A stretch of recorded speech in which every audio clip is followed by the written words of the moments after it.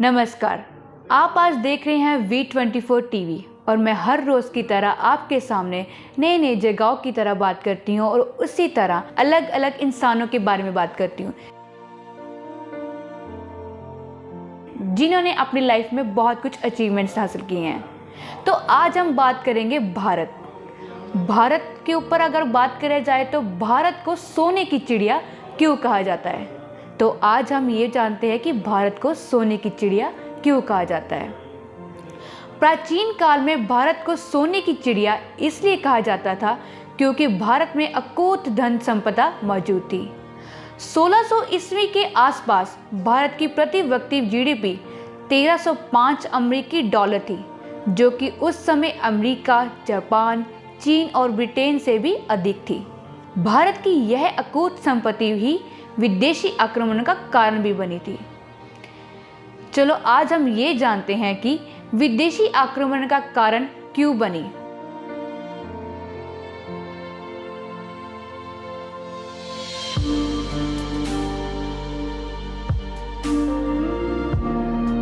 हम सभी भारतीय लोग बचपन से सुनते आ रहे हैं कि भारत कभी सोने की चिड़िया हुआ करता था।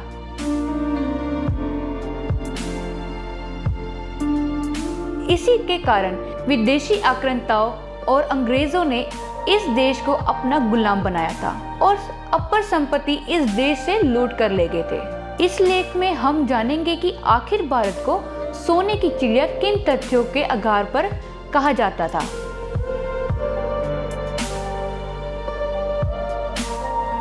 प्राचीन भारत वैश्विक व्यापार का केंद्र था।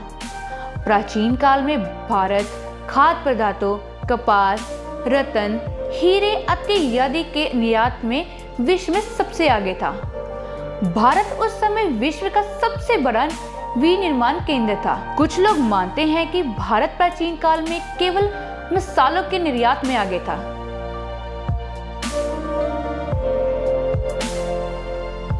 उनकी जानकारी के लिए यह बताना जरूरी है कि भारत मसालों के अलावा कई अन्य उत्पादों के निर्यात में भी अग्रणी देश था। भारत से निर्यात की जाने वाली वस्तुएं।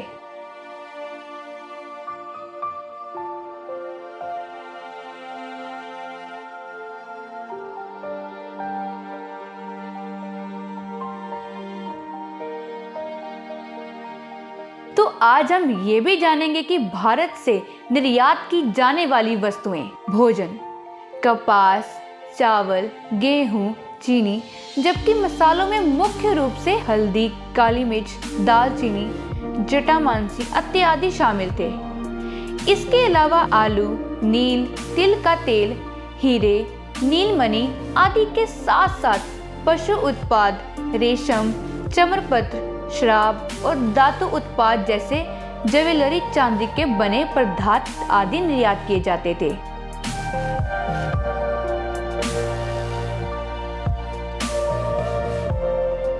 आयात की जाने वाली वस्तुएं, सोने के रोमन सिक्के, कांच के बने पदार्थ, शराब, दवाएं, टीन, तांबे चांदी के बने आभूषण, कपड़े आदि।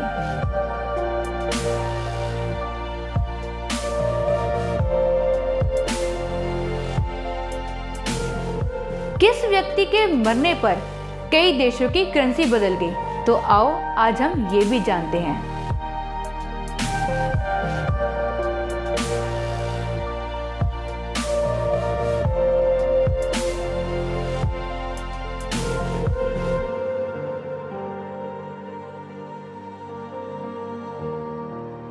भारत विश्व का सबसे बड़ा व्यापारी।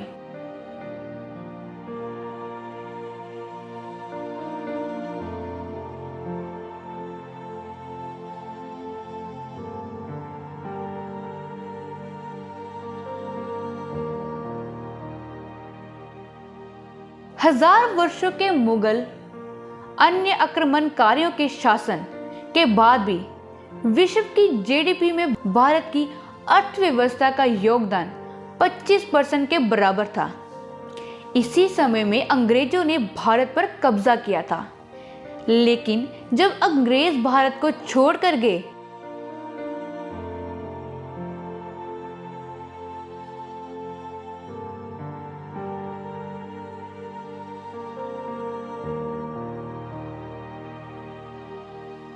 तो भारत का अर्थव्यवस्था में योगदान मात्र 2 से 3% रह गया। लेकिन आज भारत विश्व की 5वीं सबसे बड़ी अर्थव्यवस्था बन गई है।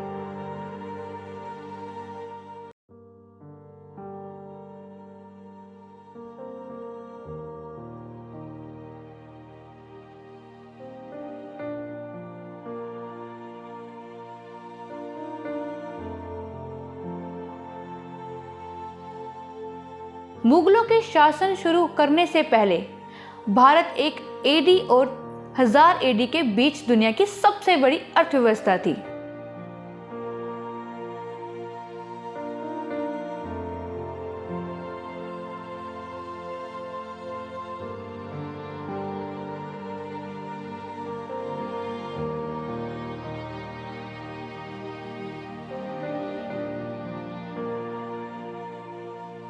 जब मुगलों ने 1526-1793 के बीच भारत पर शासन किया, इस समय भारत की आय ग्रेट ब्रिटेन की आय से अधिक थी। वर्ष 1600 एडी में भारत की प्रति व्यक्ति जीडीपी $1305 थी, जबकि इसी समय ब्रिटेन की प्रति व्यक्ति जीडीपी $1137 थी।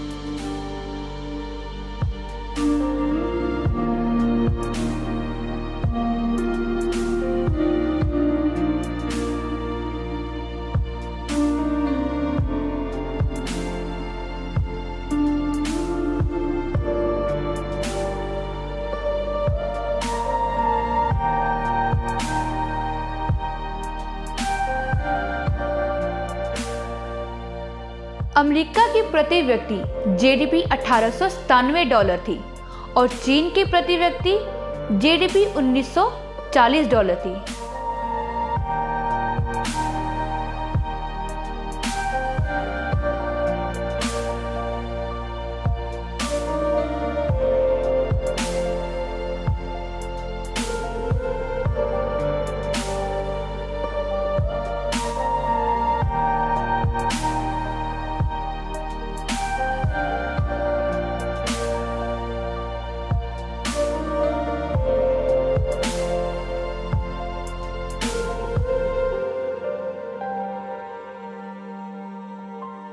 इतिहास बताता है कि मीर जफर ने 1757 में ईस्ट इंडिया कंपनी को 3.9 मिलियन पाउंड का भुगतान किया था। यह तथ्य भारत की संप्रभुता को दर्शाने के लिए बड़ा सबूत है।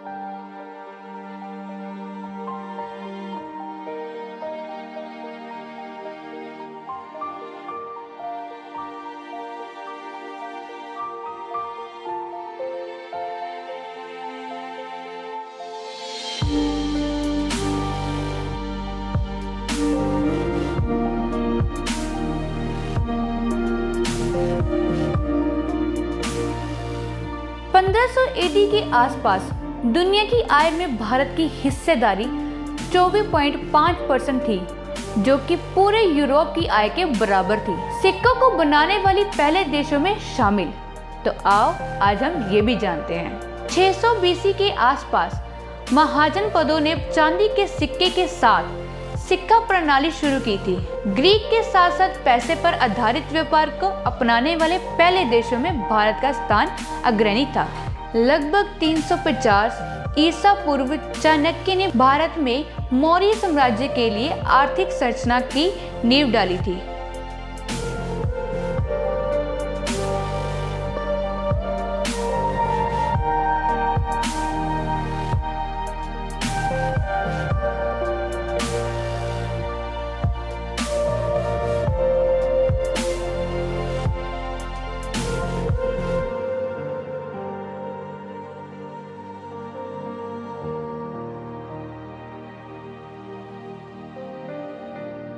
मयूर सिंहासन। भारत को सोने की चिड़िया कहने के पीछे जो एक सबसे बड़ा कारण हुआ करता था, वो मयूर सिंहासन था। इस सिंहासन की अपनी एक अलग ही पहचान हुआ करती थी। कहा जाता था कि इस सिंहासन को बनाने के लिए जितना धन लगाया गया है, उतने धन में तो ताजमहल का भी निर्माण किया जा सकता था। लेकिन साल 1739 में फारसी शासक नादिर शाह ने एक युद्ध जीतकर इस सिंहासन को हासिल कर लिया था।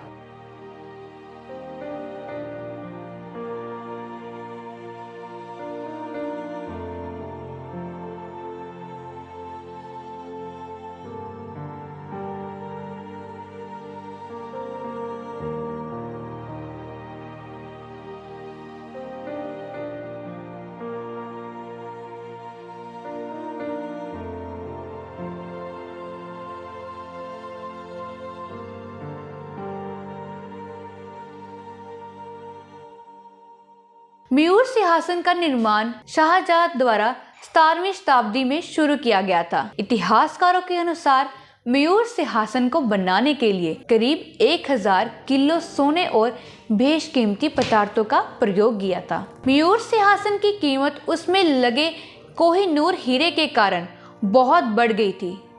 आज के जमाने में सिंहासन की अनुमानित कीमत 450 करोड़ रुपए की होती है।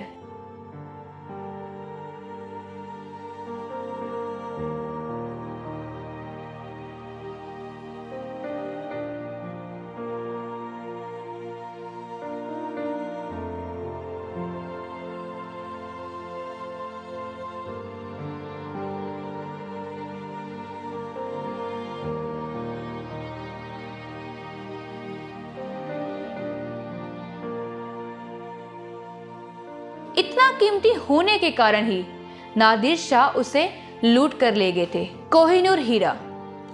कोहिनूर हीरा का वजन 21.6 ग्राम है और बाजार में इसकी वर्तमान कीमत $1,00,000 के लगभग आंकी जाती है।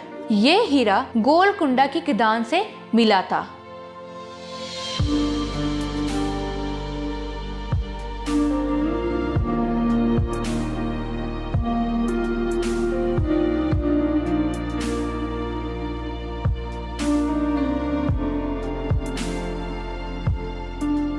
और दक्षिण भारत की काकतीय राजवंश को इसका प्राथमिक एकदार माना जाता है। इसका प्राथमिक हकदार माना जाता है। आजकल यह ब्रिटेन की महारानी के मुकुट की शोभा बढ़ा रहा है।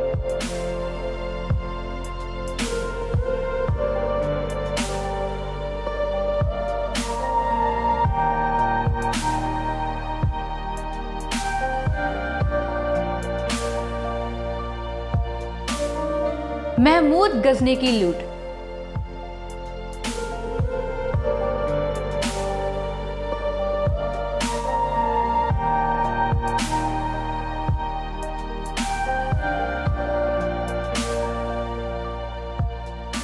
महमूद गजनी का सोमनाथ के मंदिर पर हमला करने के पीछे दो सबसे बड़े उद्देश्य थे। एक इस्लाम का प्रचार करना और दूसरा भारत से धन की लूट करना। महमूद गजनी ने नवंबर 1001 में पेशावर के युद्ध में जयपाल को हराया था। गजनी ने इस युद्ध में किले से 4 लाख सोने के सिक्के लूटे और सिक्के का वजन 120 ग्राम था। सिक्के अलावा उसने राजा के लड़कों और राजा जयपाल को छोड़ने के लिए भी 4.5 लाख सोने के सिक्के लिए थे।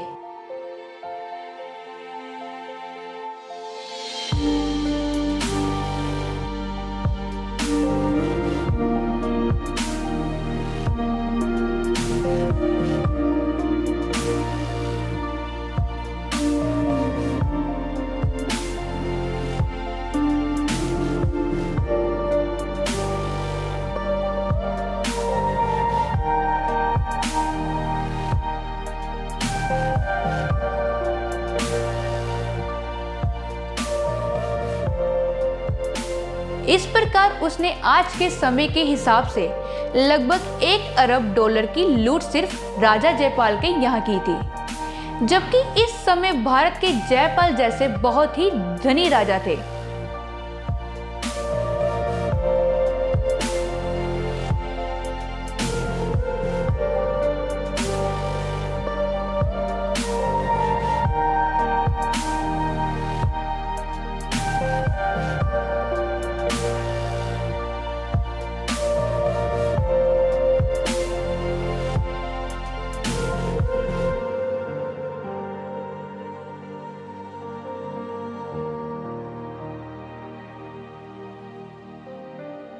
सोमनाथ मंदिर की लूट। सन 1025 में महमूद ने गुजरात स्थित सोमनाथ मंदिर लूट लिया।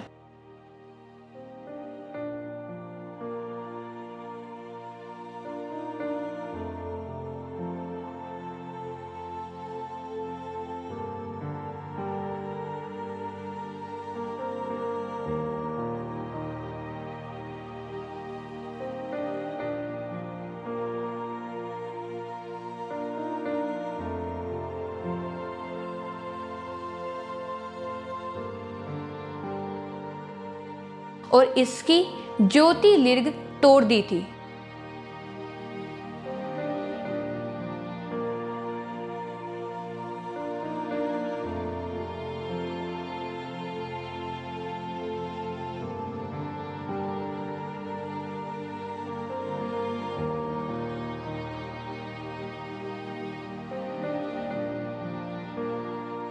इस आक्रमण से उसने 2 मिलियन दिनारों की लूट की, जिसकी अनुमानित कीमत आज की तारीख में 45 करोड़ रुपए के लगभग बैठती है। उस समय के हिसाब से यह बहुत बड़ी लूट थी। मंदिरों में सोने के भंडार। वर्ल्ड गोल्ड काउंसिल ने कुछ समय पहले एक आकलन में कहा था कि भारत में अभी भी 22,000 टन सोना लोगों के पास है।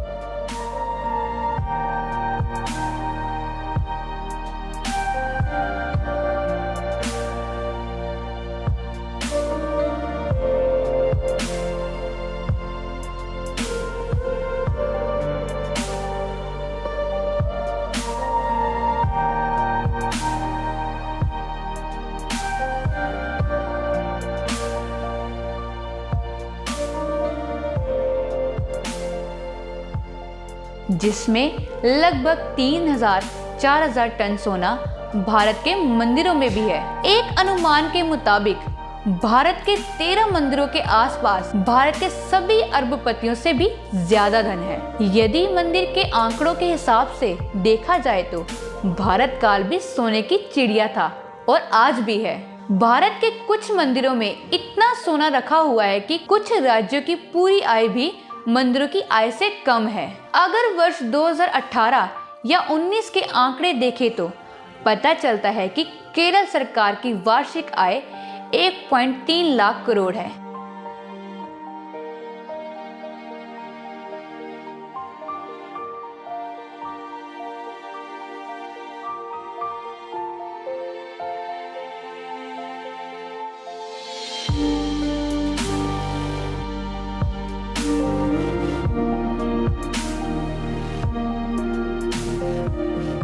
जो कि केरल के पद्मनाभस्वामी मंदिर के सभी गर्भगृह के एक कोने में ही मिल जाएगा।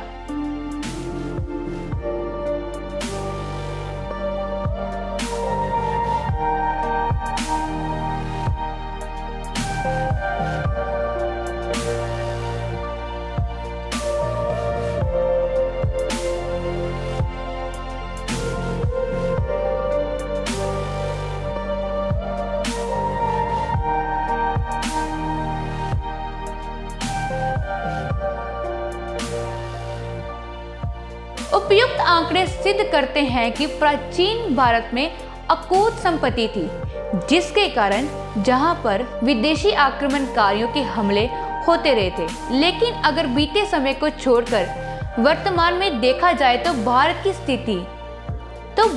की स्थिति विकसित देशों की तुलना में निश्चित रूप से खराब है। लेकिन इसमें भी कोई शक नहीं है कि भारत पूर्व विश्व में बहुत तेजी से अपना सफलता के झंडे गाड़ रहा है।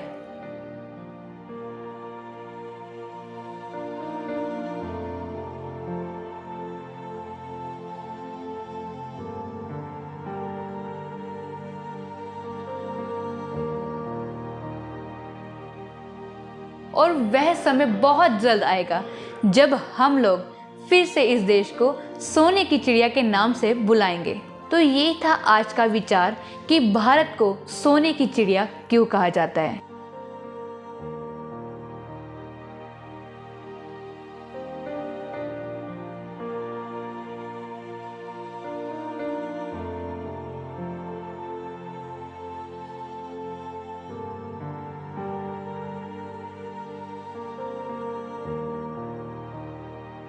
और इसी तरह की और भी जानकारी दूंगी और आप बने रहिए V24 टीवी के साथ।